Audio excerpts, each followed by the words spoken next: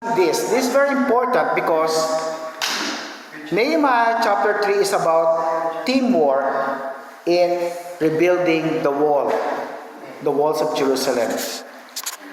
And if you read chapter 3 of Nehemiah, probably just the first verse or the first two verses, you might be saying, Pastor, this is a boring chapter. It's all about names, section of the walls, and so on and so forth.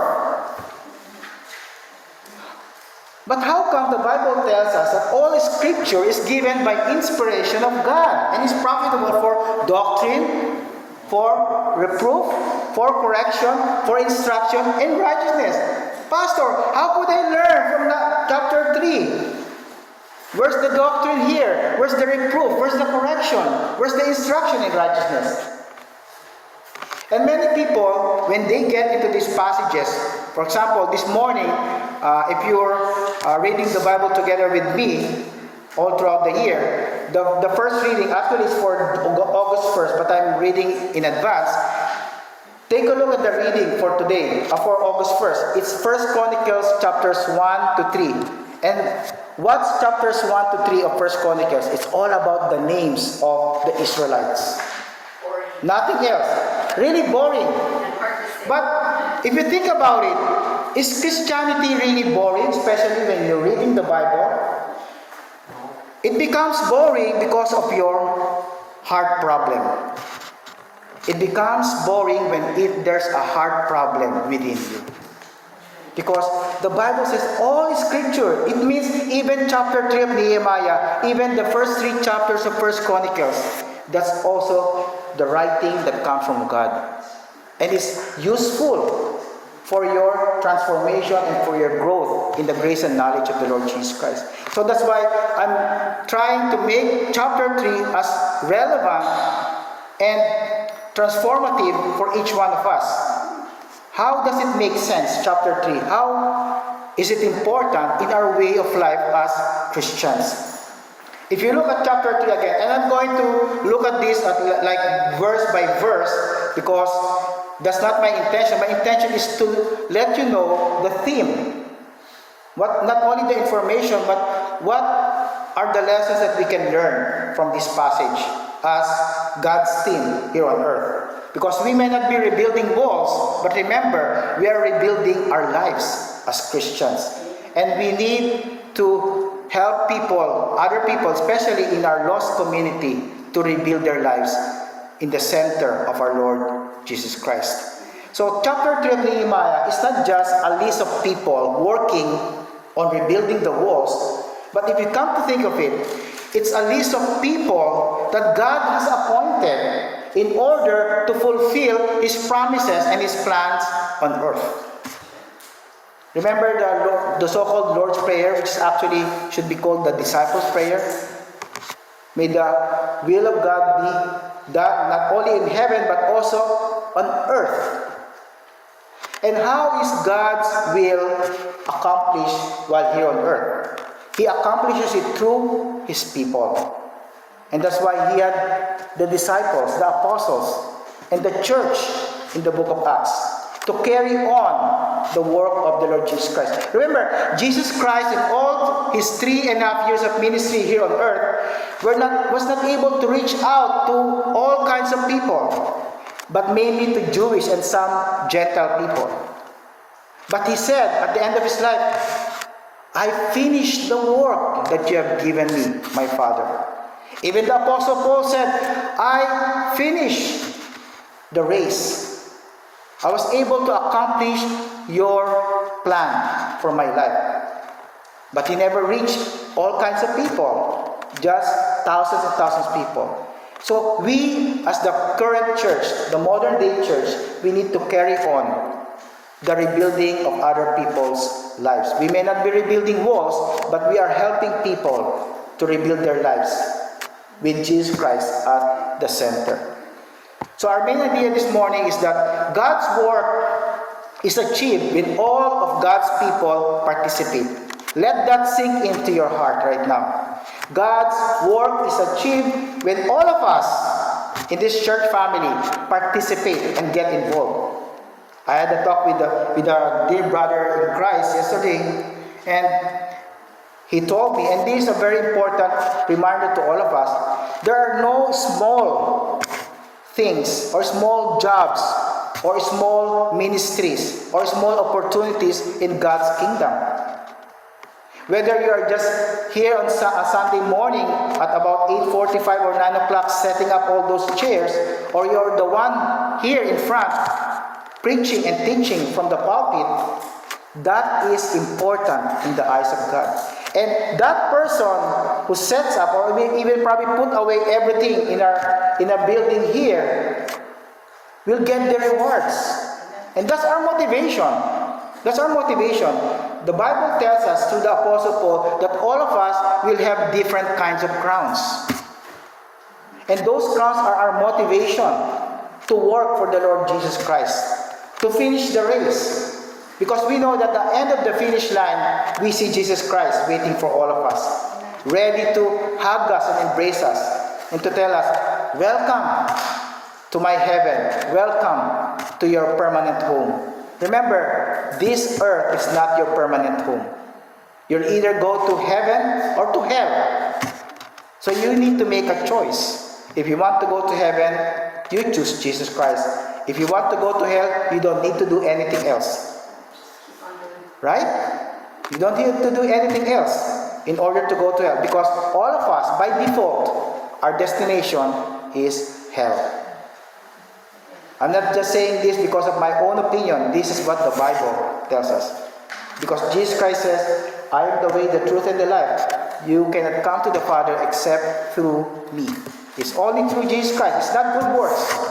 It's not even being a member of this church. It's not being a pastor.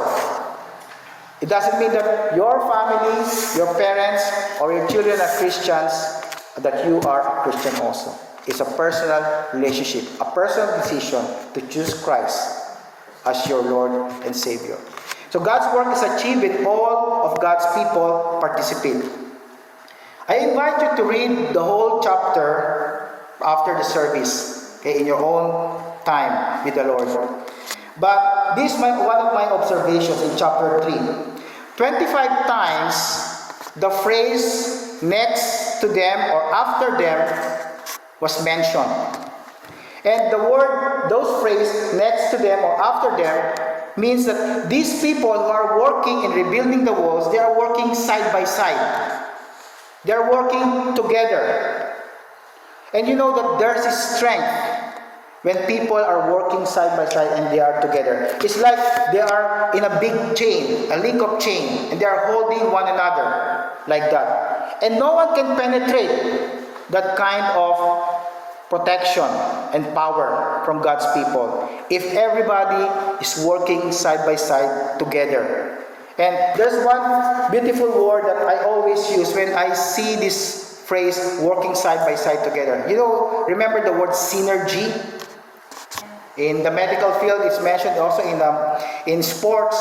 It's called synergy, and synergy means that the benefit or the result or the sum or the product of many people working together is much better than just one individual working alone in the field.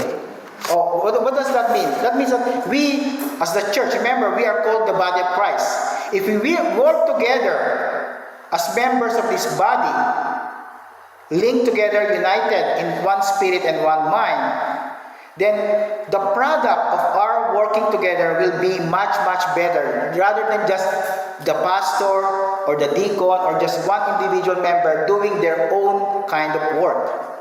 If we work together, there's more fruit, and there will be more benefit to the whole body of Christ. And that's what we can see from chapter 3. So let me just give you first 8 observations that I had from chapter 3, and then I'll give you the 3 important lessons that we need to take into heart. The first thing, I didn't put it in the slideshow, so please listen very well. Look at verses 5 and 13. Nehemiah chapter 3. Nehemiah chapter 3 verse 5. And next unto them the Tekoites repaired but their nobles put not their necks to the work of the Lord. So concentrate on verse 5, the first part first. Next unto them, the Tekoites repaired. Okay, and then verse 13, the valley gate repaired Hanun, and the inhabitants of Zanoah. They built it and set up the doors thereof, the locks thereof, and the bars thereof, and 1,000 cubits on the wall unto the dung gate. So these are just representative verses that tell us that the builders of Israel came from different regions of Judah. Just imagine our church. The people in our church came from different areas of the world. Some came from China, some from the Philippines, some from the United States of America, some from California, yes, some from Korea, some from Canada, some from Taiwan. Just like the people who rebuilt the walls, they came from different regions. And they traveled far because they went to Jerusalem. Some of them lived probably hundreds of miles away from Jerusalem. But because they had that one mind and one heart, one spirit, and one focus, they were able to go to a very far place. The same with all of us. The Toria family, they come from New West. I know there's no traffic on Sundays, but they come from the other side of Richmond. Richard here comes from the East Vancouver. And he still travels here because he has that commitment. The Tories have that commitment to serve the Lord through our church. And these people in chapter 3 of Nehemiah, they have the same commitment because their focus is on a vision that Nehemiah shared with them. Remember last week in Nehemiah chapter 2 verse 18, they said, let us rise up and rebuild. That's their focus. Our focus as a church is the Great Commission, which is to go ye therefore and disciple all nations. Teach all nations. That's our focus, to follow and obey the commands of our Lord Jesus Christ. So first and foremost, the builders came from different regions. Secondly, the builders had different professions. And let me give you one example, verse 8. Different professions. Next unto him, verse 8, repaired Uzziel, the son of Harhaiah, of the goldsmiths. Next unto him also repaired Hananiah, the son of the one of the apothecaries, and they fortified Jerusalem unto the broad wall. Well, we can understand the goldsmiths. They can produce the weapons or the tools that they need for rebuilding the wall. But how about those people of the apothecaries? Apothecaries, they are like the pharmacies nowadays. What are the pharmacists and the pharmacy technicians doing rebuilding the wall? Probably you will say, what is the doctor doing in serving the kingdom of God, in serving the local church?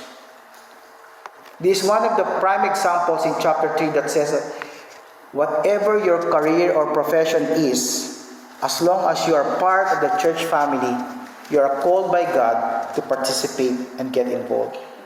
And all of you know that I was a medical doctor back then. What's the deal? What am I doing here teaching the Word of God?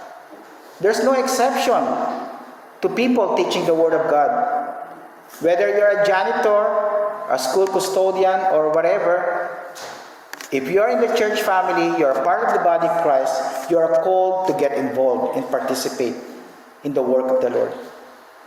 There are no menial jobs in the Christian church. Every job is important. If no one is setting up this church, then all of us will be sitting down on the floor, just like the Japanese people, right? You just sit down on the floor. If there's no chairs, there are people to set up the chairs. That's how important every one of us. So don't think that because you're just setting up the chairs or probably just putting on the microphone here and setting up the sound system, you're not important in the body of Christ. You're important. And if you're here today, you don't know how to get involved in the church, talk to me. Talk to the deacons. Because there are so many things that we can do as a church. We need more people. The Harvest is so plenteous, the Bible says, but the laborers are so few. People who are committed and faithful are so few, willing to preach the gospel to other people. Thirdly, we see also in chapter 3 that both sexes were also involved. Both sexes were involved in the rebuilding of the wall. And you see that in verse 12. Verse 12 of Nehemiah chapter 3 says, Next unto him repaired Shallum, the son of Halohesh, the ruler of the half part of Jerusalem, he and his daughters. Remember, Israel had a patriarchal society. Only men were the focus. But God said even the women are involved in the rebuilding of the walls. We know that the women in the Christian church has a role also. Perhaps not as a preacher, because we know that the Bible tells us that preachers are only men, not women. Even though some people who thought that they understand the Bible twist the meaning of the Bible. We only recognize males as preachers. But the women, they have other roles in the church. You could be teaching the kids. You could be teaching other women and younger ladies. And so on. And many people are disappointed with that. Why don't we give women the leadership position?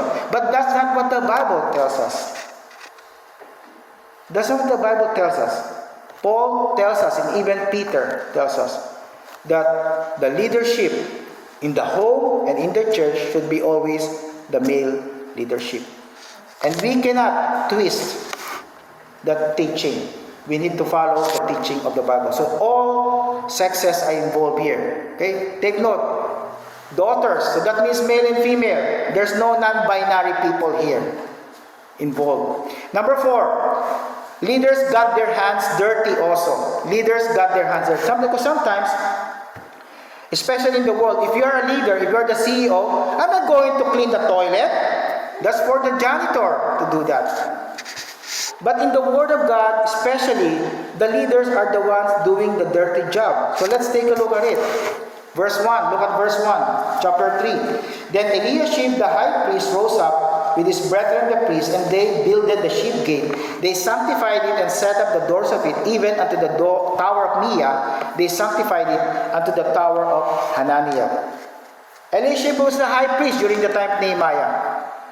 His main responsibility was to teach God's people and to pray for them. But what did he do? He took part in the rebuilding of the wall. And as a pastor, I'm not here to be your dictator and tell you, okay, you do the setting of the church, you do the sound system. I show the example of a person, of a man of God, who is willing to get his hands dirty. So I set up the sound system and set up also the chairs also. Leaders should be a good role model, an example for the congregation. Not only that, in verse 9, take a look at verse 9 here. Next unto them repaired Rephaiah, the son of Hur, the ruler of the half part of Jerusalem. So this person was ruler of 50% of Jerusalem. But then he repaired. He got his hands dirty. Verse 12, next unto him repaired Shallum, the son of Halohesh, the ruler of the half part of Jerusalem. And then verse 14, but the dung gate repaired Malchiah, the son of Rechab, the ruler of part of Beth Haccherem. He built it and set up the doors thereof, the locks thereof, and the bars thereof. Do you know what the dung gate in Israel during that time? That's the place where all the animal manure are. That's stinky. But this ruler said, it doesn't matter to me. I'm working on God's walls. I'm working on God's project for me and my people. I don't care if I got my hands dirty and stinky. You know, these people in Israel, they were mentioned in chapter 3, and we may not know them personally, but God said, I'm going to record your name because you were willing to get your hands dirty. I pray and hope that we as a church will have that kind of attitude also and mindset. That we can get our hands dirty just for the glory of our God. And then lastly, verse 17. Verse 17 says, after him repaired the Levites, Rehum the son of Bani, next unto him repaired Hashabiah, the ruler of the half part of Keilah in his part. These people got their hands dirty to rebuild the walls. Number 5, observation. Not everyone participated. You know, there are some people always in any group that there will be people working, but there will be people that who are just spectators. These are like the bench players in the basketball team. They don't get to play. They just watch the game and then clap for them, cheer for them. Look at verse 5. Next unto them the Tekoites repaired, but their nobles put not their necks to the work of their Lord. The nobles, the leaders, the royalties in this town of Tekoa, they didn't want to get involved in rebuilding the walls. We don't know the reason why. The Bible did not tell us, but they're not willing to get involved. And there are some people who are like this. Rather than get involved, what they do is that just complaining and criticizing and judging people. Just spectators rather than participants. And again, I will lay this down to you in a modern day setting later on when we go to the New Testament scriptures. That we as the body of Christ, we need to get involved. If you know that you belong to this local church, then you need to know how God would want to use you in this church, in this kingdom. It may be just answering the phone in your homes, talking to the telemarketer and telling the telemarketer, do you know Christ? Do you want to know Christ that you can know peace? Because if you have no Christ, you don't have peace. The only way that you can have peace is only through Jesus Christ. And that's a great ministry. Remember, ministry is not just about getting involved in program. Ministry is about people. And every day we are involved with people. We are in touch with people. So take advantage of every opportunity to talk to people and let them know that you are a believer in the Lord Jesus Christ. But again, not everyone will participate. We cannot do anything about those people, but we just have to continue to work. Next one, some repaired 2 sections. So verse 27. Some repaired 2 sections. Verse 27, after them the Tekoites repaired another piece. So that means in verse 5, they repaired 1 section, and then in verse 27, they repaired another section of the wall. Some people will do probably 2 jobs in the kingdom of God. Some probably are doing just one. But does it mean that the one working 2 jobs are better than the one doing just 1 section? Of course not. It's about your faithfulness to carry on the plan of God in your life. Then, number 7, some repaired a greater section. Some repaired a greater section. Verse 13. The valley gate repaired Hanun and the inhabitants of Zanoah. They built it and set up the doors thereof, the locks thereof, and the bars thereof, and 1,000 cubits on the wall unto the dung gate. 1,000 cubits, that's about 1,500 feet of the walls of Jerusalem. That's the biggest section of the wall that these people repaired. Some people might be doing more jobs or a greater section of the jobs in the kingdom of the Lord Jesus Christ, but again, it doesn't mean that they're more important in the eyes of God. They get their own reward, but what I'm saying is that we need to take care of what God has appointed us to do. If it's about ushering and greeting people, then that's a good ministry. If it's setting up the chairs or putting away everything after our church service, that's also commendable in the eyes of God. Because remember, when we are ushered into heaven, the only statement that we desire from the Lord Jesus Christ is, "Well done, thou good and faithful servant." Would anybody here would want to have that commendation from the Lord Jesus Christ? Of course. All of us would want that. Well done. Can you imagine when you are commended by your bosses in your workplace? You're elated. You're happy. Oh, I will get a promotion. I will get a pay raise. How much more if the Lord and Savior, the Lord of the universe, the King of the universe will tell you, well done, thou good and faithful servant. That's the best kind of commendation. And that should be the best motivation for us to serve God through this local church. So don't be a bench player. Don't just stay on those chairs. Get up. Stand up for Jesus Christ. Get involved. Get your hands dirty like these people in Jerusalem. Lastly, most people work close to their homes and families. And you know, this is very important. These people in Jerusalem, they were willing and they were motivated to work in rebuilding the walls because they're close to home and family. Because when something is close to your home and your family, you care more. Because that's our human nature. And that's why Nehemiah, although he was a cupbearer, he was a great strategist and planner. He knew that he needs to put these men, these leaders, close to their homes and their families. Look at verse 10. And next unto them repaired Jedaiah, the son of Harumaph, even over against his house. And next unto him repaired Hattush, the son of Hashabniah. Then verse 23, down to 23.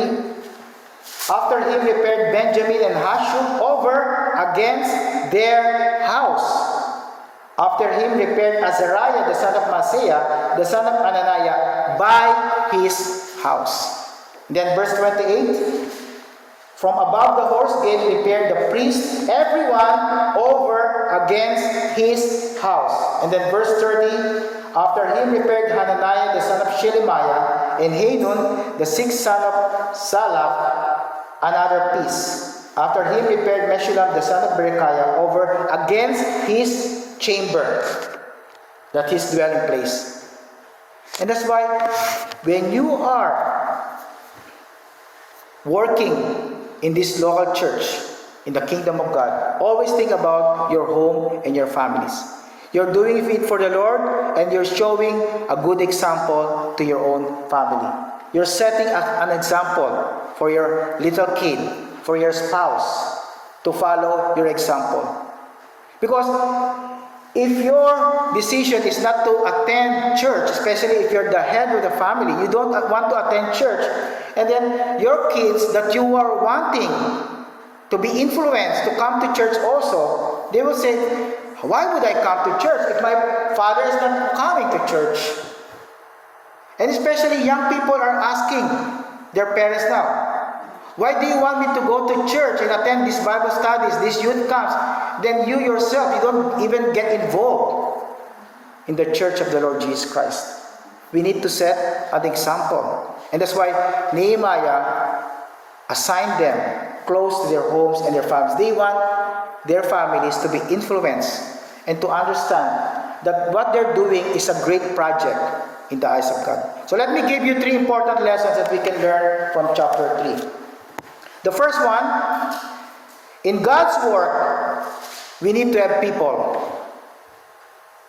And if I say people, more than 2. It's not only one. It's not only the pastor doing everything. It's very discouraging to see a church wherein it's always the pastor doing the setting up, the putting away, the meeting of people, ushering, and then preaching, and then leading the singing, and then visiting the members and all the visitors all throughout the week. That's not a church. That's what we call a one-man band. Right?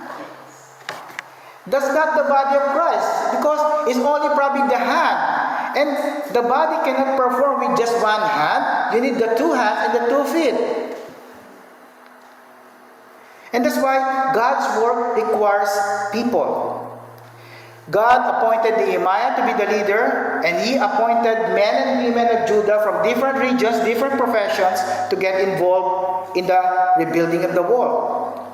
It is one of the problems that I can think of, and many preachers are telling me also. How come right now in the Church of the Lord Jesus Christ, most people, I'm not talking about our church, but some other churches wherein, like mega churches, big churches, they would say, how come people are just in this so-called philosophy of consumerism? You know what consumerism means? It means that when you come to church, you want to go there in order to just receive something and not to give anything else. If I attend this church, my purpose is to receive something. If I don't receive any comfort from the message, then I'm gone out of that door right away. There's no teaching, there's no correction that they will allow to be sinking into their hearts. That's the consumerism. What can I give? What can I take from this church or from the Lord, rather than what I can give? Remember, the Apostle Paul says, blessed to give than to receive. And we are in the church to worship, to give glory to the Lord, not to take glory from Him and receive it unto ourselves. And that's why many people don't want to get involved. Why are you not involved in the ministry of preaching? Why are you not involved in the ministry of evangelism? People say, well, that's the pastor's job. We pay him a lot, so we don't need to get involved. Let him do everything. We pay him $10,000. So he can do everything. He can visit all people, and we just here on Sunday morning to listen to the message. God's work requires people. Sometimes we say also, well, God can do this work. I don't need to get involved. Well, rebuilding the walls of Jerusalem, God can do that. Because God is all powerful. But He wants to use His people. He wants to use people in order for them to have that kind of privilege and opportunity to serve Him by rebuilding the wall. The same with the church. God assigns us, appoints us, and brings us to this church because He has a great purpose for us. And that purpose is not just to receive from the Lord, but to give something to Him as a way of our worship to the Lord. And you know what? When we know that God's work requires people, and we band together, unite together to work in God's project, that encourages us to labor faithfully. Can you imagine if it's only one person doing everything? That person will be burnt out. He will get tired. Even if the pastor is always going to the gym every day, he's physically fit, he will tire out if he does everything. But if some people are working together around the pastor, that will encourage him to continue to serve God. And not only that, when there are people working together, that motivates us to get busy for the kingdom. Second lesson, God's work requires leaders in all levels. Can you imagine a church, especially a local church, with no leaders? A church with no one leader that can band together all the members of the church and get them into one focus. And everyone probably is a leader. So, your opinion, his opinion, their opinion, everybody's opinion, and we know that if there's about 15 or 20 of us here, we have 20 opinions. And if there's no one leader that will unite us into one purpose, then we can go 20 separate ways. And that will not be pleasing to the Lord. And that's why God appointed Nehemiah to be the leader, the one that will plan and focus on unity among God's people. A leader also is needed to translate a broad vision into a measurable bite-sized projects. Let me explain that. Nehemiah's vision was to rebuild the wall.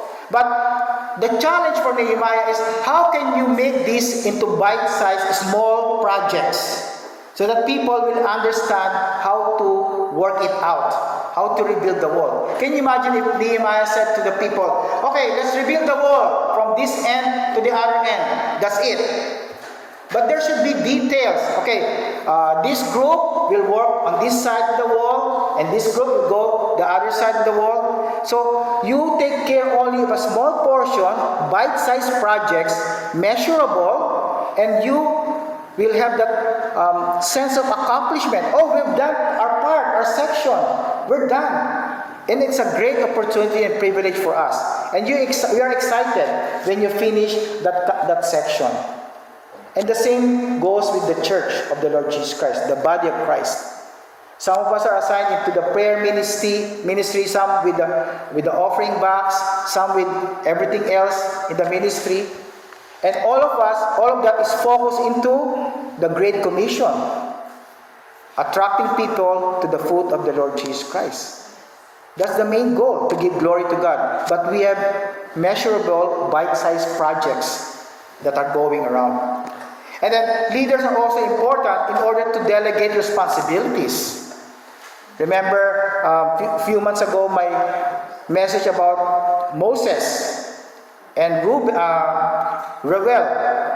the father-in-law. Moses were taking care of 2 million people every day, and he's consulting with them, asking them, you have any complaint, question about the Bible, about God, and everything. Can you imagine 2 million people?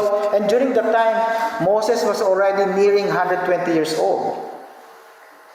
So the father-in-law said to him, this is not good what you're doing. You need to delegate your responsibilities. You need to appoint some leaders who will take care of the small matters, and then if those small matters are not taken care of, then they can bring that up to you, and you can help them decide. That's not only applicable to business models, but also especially to the church. That's why I delegate responsibilities to all of you. I mobilize you. When you are mobilized, you are also empowered. Because you know, oh, God can trust me to do this job for Him. I'll do my best to be faithful and to be committed. Leaders also should get their hands dirty, just like what we have learned from chapter 3. Hands-on service. Not just dictating to people, you do this, you do that. But leaders are willing to get their hands dirty. And lastly, and I believe this what is very important also, God's work requires total participation. I'm not saying half participation, but total participation. Everyone getting involved. And this is the most effective means in order for us to succeed in the work of God. Do we really want to reach out the harvest of God's kingdom in the field, especially in the field of Richmond, in the city of Richmond? Are we willing to reach out to the lost people? Then help out the pastors and the deacons. Let's help each other out. In your own way, wherever you go, strike some gospel conversations. Bring always a gospel tract. We have so many gospel tracts on the cupboards of this building. Get one and share them with people. And if you don't know how to preach the good news to other people, approach me or some of the deacons and we'll teach you the basic ways on how to approach people and tell them about our Lord Jesus Christ. There's no excuses. All of us are gifted and given different talents and abilities by the Lord. We need to use that for the kingdom of God. We see also here in chapter 3 that there were Judeans of both genders from various occupations and social classes. God can use everybody. Don't say that God cannot use me, I don't have any ability. That's a big lie from the enemy. If you are a Christian, you know that the Holy Spirit lives in you. The Bible says the Holy Spirit gives you at least one gift. Some have 2 gifts, probably 3 gifts. But all of us, if you are a Christian, all of us have at least one gift. Okay? Could be talking, could be serving other people, showing mercy, love towards other people, acts of kindness, and so on and so forth. But all of us have been given a gift by the Lord God. Before we go to the New Testament passages, let me give you an illustration. And I would like you to help me out. Okay? We'll make a decision. Which team will be better? Okay? I'm talking about in the long run, probably. Okay? Again, I'm talking about basketball. If you're going to a tournament, for example, basketball tournament, probably 82 games, just like NBA, and so on and so forth. Which of these two teams will go all throughout the 82 games with much success? Okay? So the first team, there are many all-star players. When I say all-star players, they are really, really good. They're highly paid, they're highly talented.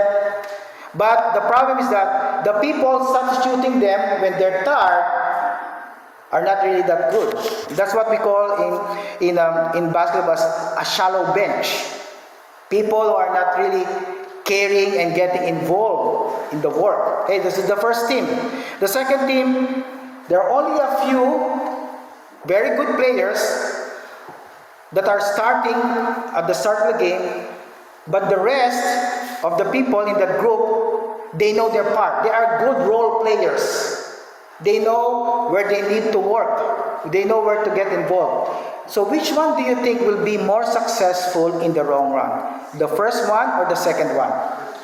Well, Sister Pearl said two. The second team, of course. And that's true, especially in the church. If in the church is only the pastor and the two deacons working all the time for all things, and all the other members of the church are just listening to the message, and then after that, go home, do your own thing, and then go back the next Sunday. Do you think that church will grow? I don't think so. Most of the churches that have grown, not only in numbers, but also spiritually, all the people are motivated to get involved and participate. So let's take a look at three important verses in the New Testament. First one is in here already, Romans chapter 12. Romans chapter 12, verses 4 and 5. The Apostle Paul says, For as we have many members in one body, and all members have not the same office or function. So we being many are one body in Christ, and everyone members one of another. All of us belong to one body, and that's what we call the body of Christ. But we don't have the same function because we don't have the same gifts. But we use our gifts and our functions in order to get involved in the church programs or church ministry, and everything will point to one plan and purpose, and that is to go and teach all nations, to bring people to Christ and get them saved, baptized, and discipled. That's our ultimate goal, even though we have different functions. Those people are setting up the chairs in the morning. They're important because if those people have not set up the chairs, what if we have many visitors coming in? They said, what kind of church is this? No chairs to sit on? Are we going to sit on the floor? So, will they be attracted here? Or if there's no usherers or greeters, and when people come in here, no one is going to shake hands with the visitors while the pastor is busy doing something else. Do you think that visitor will come again second time? Of course not. I would not come if I'm not welcome into the church. As if I'm nothing. I don't exist. So we need each one of us. We are members of one body. And it says, verse 5, everyone members one of another. That means we care. We love one another. That's why we ask prayer requests. Are there burdens, challenges in your life? How can we pray more intelligently, more wisely for your needs? We care for one another. 1 Peter chapter 4 verse 10 says, as every man has received the gift, okay, talking about the spiritual gift, even so minister the same one to another as good stewards of the manifold grace of God.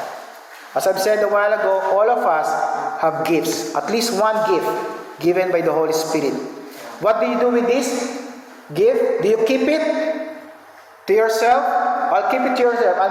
I'm going to deposit it into my bank account and just lay it there for a long time. No, the Bible says minister. Use it to serve other people.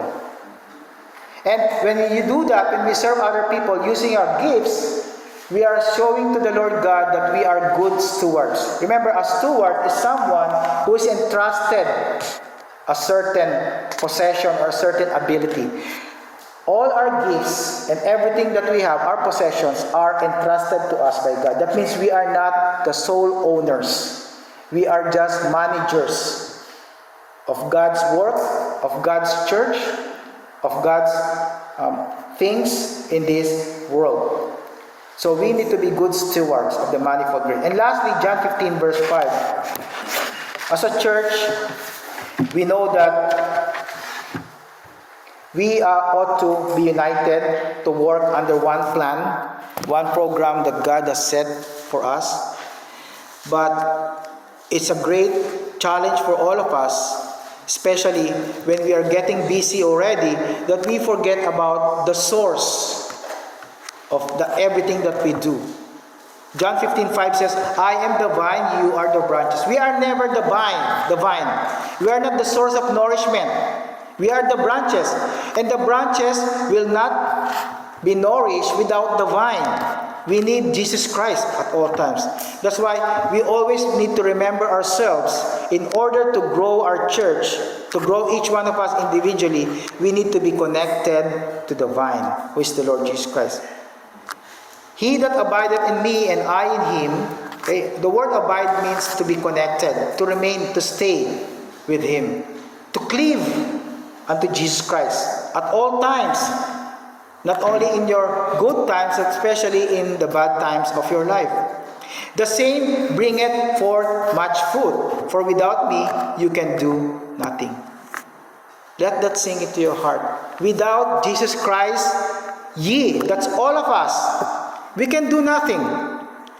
Even if we do all our ministries, but if we do them out of our own strength and effort, we don't even pray, we don't gather around to study the Word of God about that certain ministry, we all operate under our own flesh, in our own strength and effort, we will not get far. We will not be able to reach out to people. And yesterday is a great testament to what we do as a church. We never expected that we're going to reach out to lost people, because our intention is just to raise some money in order to get some funds to our offering so that we can use that also for our missions and everything else in the ministry. But God brought many people into our tables. And that encourages me, and also especially Ryan and Jerry here, to go around the other tables and talk to people. So we're able to invite them and let them know that we go to this church building every Sunday morning at 10:30.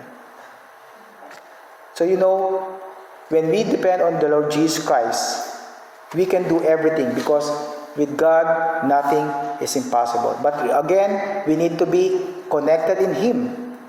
For us to bring forth fruit, to bear fruit, to be fruitful, to be productive, we need the Lord Jesus Christ in every aspect of the church ministry.